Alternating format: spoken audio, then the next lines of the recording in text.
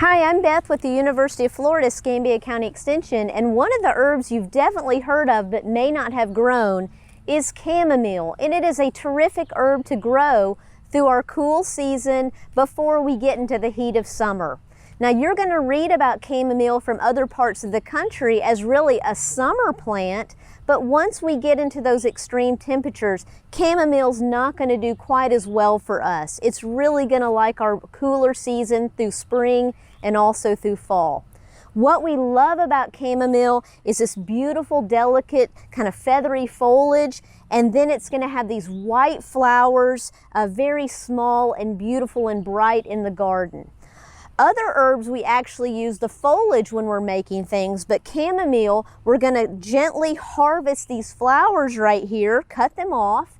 We can delicately kind of run them through some water, let them dry, and then we're going to use about 6 to 8 teaspoons with a cup of water to make a nice fragrant tea. So if you want to go chamomile, you can start it from a transplant, or this plant will reseed for you. It's easy to grow from seed as well, but consider it during our cooler season through spring, and then into next fall, you can start it again. But we love chamomile.